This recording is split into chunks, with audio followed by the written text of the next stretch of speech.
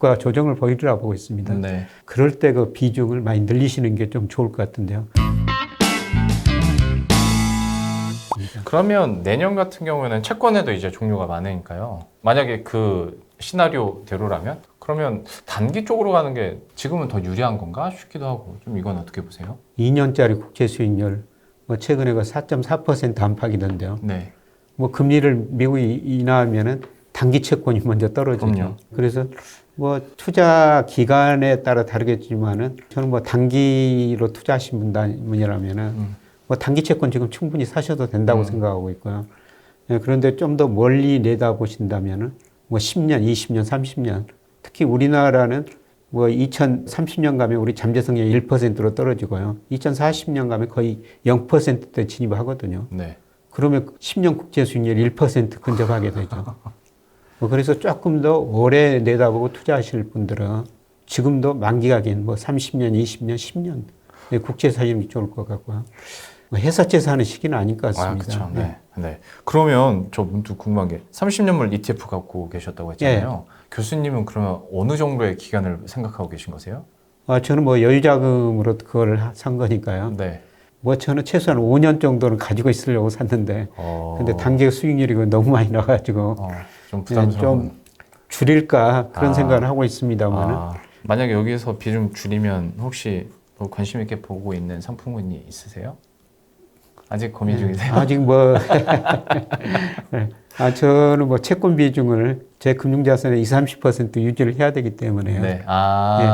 만약 제가 주식 비중을 많이 줄인다면 채권 비중도 같이 줄여야 되겠죠. 되게 기관 플레이처럼 딱 그 비중 정해놓고 네.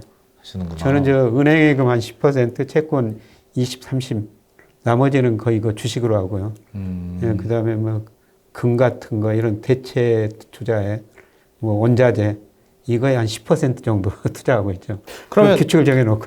얘기 나온 김에 금도 올해 들어서 뭐 물론 한 2번 출렁하긴 했습니다만 많이 올랐잖아요. 예. 내년까지도 좀 추가 상승 가능하다고 보세요? 예, 저는 가능하다고 보고 있습니다. 아주 장기적으로 달러 지수하고 금 가격 그려보면요. 장기적으로 달러 지수는 하락했고 금 가격은 올랐거든요. 네. 근데 제가 금 가격을 결정하는 중요한 요소를 분석해 보니까 미 달러 지수하고 미 국채 수익률이에요. 사실 최근에 금값이 오른 거는 달러 지수 떨어졌죠. 미 국채 수익률 떨어졌죠. 예, 그런데 내년에도 저는 달러 지수는 더 떨어진다. 그다음에 금리도 지금 최근에 많이 떨어졌지만 하락폭은 축소되더라도 금리는 더 떨어진다. 그래서 금값을 결정하는 달러 지수 떨어지고 미 국채 수익률 떨어지면 금값은 더 오를 수가 있다는 겁니다. 네.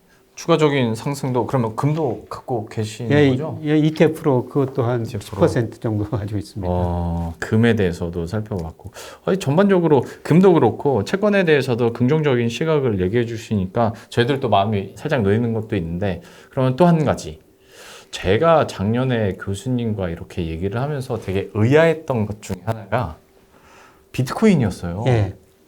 저는 교수님한테 직접적으로 비트코인 얘기를 들은 게 그때가 처음이었던 것 같아서 예.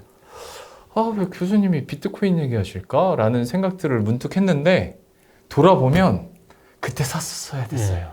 비트코인이 올해 어마어마하게 올랐거든요. 예. 이거 좀 어떻게 보셨습니까?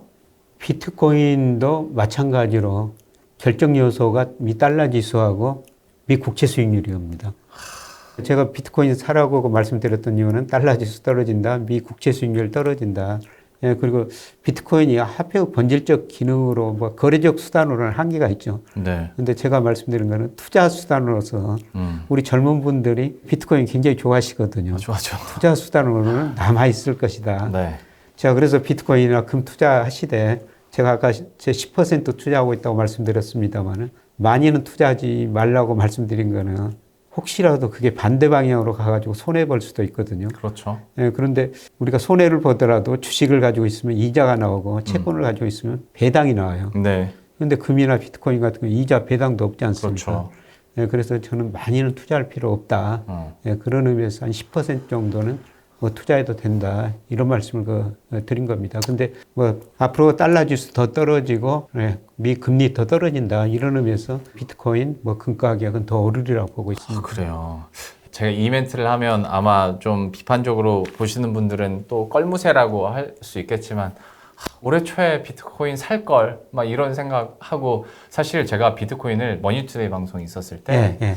한 10년 전쯤에 브리핑을 하면서 그때 당시에는 가상화폐가 우리 시장에 막 이렇게 자리 잡지도 예. 않았었고 되게 의심이 많았던 예, 시절이어서 맞습니다. 여러분 이거는 뭐 실체가 없습니다. 조심하세요. 하지 마세요. 막 그렇게 브리핑을 했었거든요. 그때만 샀어도 제가 사실 저도 그 10년 전에 책을 쓰면서 네. 제 아내가 그 비트코인을 투자했거든요. 아 정말요. 예, 그때 이제 투자하지 말라고 그랬어요. 그때 굉장히 높은 가격이었었어. 사상 최고치 기록했을 때. 네. 그때 다행히 그 빠져나왔었습니다. 그 뒤로 이제 폭락을 했었습니다. 예, 그런데 이제 그 뒤로 가만히 생각해 보니까 비트코인이라는 게 왜 등장했을까? 비트코인이라는 게 2008년에 등장했거든요. 네. 2008년에 무슨 일이 있었냐면은 미국에서 금융위기가 발생한 때였었어요. 그렇죠. 예, 그래서 과거처럼 달러를 못 믿겠다. 미국 경제를 못 믿겠다. 예, 그래서 코인이 등장했지 않을까. 그런 생각이 들어가지고 예, 그 뒤로 그 생각을 좀 바꿨습니다. 저희가 교수님을 모시고 사실 궁금한 포인트들을 빠르게 막 여쭤봤는데 포인트들만 짚어주셔서 여러분들도 좀 궁금증이 있었던 부분 그리고 좀 애매한 감이 있었던 부분에 대한 어떤 확신을 좀 얻지 않았을까라는 생각을 하게 되고요. 마지막으로 우리 투자자분들에게 또 한마디 부탁드리고 싶은데요. 지혜의 말씀 좀 부탁드리겠습니다. 예, 저는 뭐 투자자들이 개인적으로 자기 나름대로 어떤 준칙 같은 게 있었으면 좋을 것 같아요. 예, 저 같은 경우는 이제 제 금융자산 50% 이상을 주식을 투자하는데, 네. 뭐 일평균 수출을 가지고 코스피가 가대평가됐냐, 가소평가됐냐, 예, 그 다음에 장기 추세, 특히 통계 HP 필터 가지고 구해가지고 2로 5%, 10% 가대평가되면 주식 비중 줄이고 5%, 10% 밑으로 떨어지면 주식 비중을 늘리거든요. 그런데 그런 기준이었으면은 올라갈 때 따라서 살 수가 있고, 떨어졌는데 저평가됐는데 네. 불안해서 팔 수가 있거든요. 예, 그래서 나름대로 투자자분들이 좀 기준을 하나 마련했으면 좋을 것 같아요. 물론 그 대세 상승이면요, 그냥 가지고 계시면 돼요. 네. 예, 그런데 올해도 박스권이었고 내년에도 전체적으로 뭐 대세 상승 아니라고 보고 있거든요. 올해보다 수준은 높지만은 저는 내년도 박스권이라고 보고 있어요. 예, 그랬을 때 하나 기준을 마련해 놓으면은 주식 비중을 늘리고 줄이고 그거를 좀 안전적으로 자산 관리를 할 수가 있다. 그렇게 말씀드릴 수가 있고요. 그 다음에 이 박스권 장세에서는 뭐 올 한 해 아까 뭐 로봇, 그 다음에 2차 전지, 그 다음에 AI. 사실 이런 것들은 좀 선제적으로 좀 대응을 해야 되죠. 사실 선제적 대응은 힘든데요. 뭐 저도 올해 로봇주도 해봤고 2차 전지도 해봤어요. 근데 제가 저 목표 수익률을 올해가 20% 정해놨거든요. 네. 그 20% 넘으니까 그냥 좀 미련 없이 정리를 할 수가 있었죠. 물론 제가 팔고 나서도 그 뒤로도 엄청 올랐었어요. 로봇이랑 AI로 20%면 약간 좀 아까운 마음이 없지 않아 좀 있는데요. 아니, 평균으로요. 물론 그런 것들은 한 6배 이상 그 수익을 낸 것들도 있죠. 일부 종목들은. 그런데 그 언론에서 이러이러한 업종의 수익률이 높다. 집중적으로 그렇게 보도가 될 때는 네. 그때는 좀 줄이시는 게 나을 것 같고요. 네네. 나름대로 기준을 마련하시는 게 좋을 것 같습니다. 그런데 중요한 거는 뭐 우리 주가가 장기적으로 보면 제가 명목 GDP 유동성에 비해서 저평가됐거든요. 네. 결국 제자리에 갑니다. 주식 비중을 늘리기는 늘려야 되는데 올해도 변동성이 좀 심했던 것처럼 내년에도 분기별로 저는 뭐 1분기 후반, 2분기 초반, 그 다음에 아까 그 미국 대선 앞두고 뭐 불확실성이 지배하면서 주가가 조정을 보이리라고 보고 있습니다. 네. 그럴 때 그 비중을 많이 늘리시는 게 좀 좋을 것 같은데요. 그러기 위해서는 하나의 자기 나름대로 기준을 좀 마련해 주셔가지고 거기에 따라서 남들이 하는 것보다도 자기 나름대로 그 기준을 마련해가지고 투자하시면 안정적으로 좀 높은 수익을 내지 않을까 그렇게 생각이 됩니다. 사실 우리 개인 투자자분들이 우스갯소리로 뭐 농담반 증담반으로 하는 얘기 중에 하나가 방송에서 이 뭐 업종이나 종목 나오면 그거 고점이다. 은행에서 금 팔기 시작하면 금 가격 고점이다. 뭐 이런 얘기들 하는데 같은 맥락에서 좀 기준을 잘 정해야 여기에 휘둘리지 않겠다라는 얘기를 해주셨는데 이거는 좀 애매한 질문일 수도 있는데 좀 개인이 삼을 수 있는 준칙 뭐가 있을까? 저는 감이 안 잡혀가지고 예시를 좀 들어주실 수 있을까요? 나름대로 뭐 투자 성향도 다 달라서 뭐 하기가 좀 그렇긴 하겠습니다만. 근데 저는 뭐 거시경제를 하기 때문에 뭐 ETF를 많이 투자하는데요. 네. 그런데 우리 코스피하고 상관계수가 제일 높은 게 일평균 수출 금액입니다. 네. 일평균 수출하고 코스피를 평가를 해요. 네. 예, 그래서 코스피가 가대평가되면 그게 2로 벗어나면 주식 비중 좀 줄여야 되겠다. 밑으로 벗어나면 많이 좀 늘려야 되겠다. 예, 그런 식으로 제 나름대로 그 방식인데요.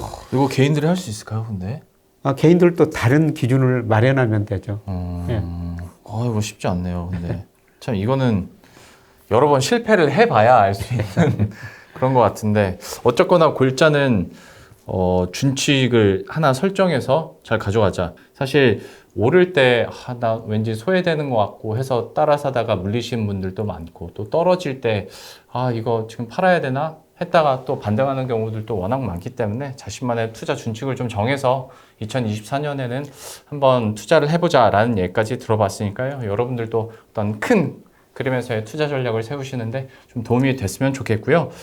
저희가 항상 연말에 모셔서 연초의 첫 번째 편으로 이렇게 김혜익 교수님 편을 너네자산운용에서 소개를 해드리고 있는데 2024년도 교수님의 기운을 받아서 여러분들도 좀 성공 투자하셨으면 좋겠습니다. 교수님은 여기서 저희가 보내드리도록 하겠습니다. 서강대학교 김영익 교수님과 함께했습니다. 오늘 말씀 고맙습니다. 네, 고맙습니다.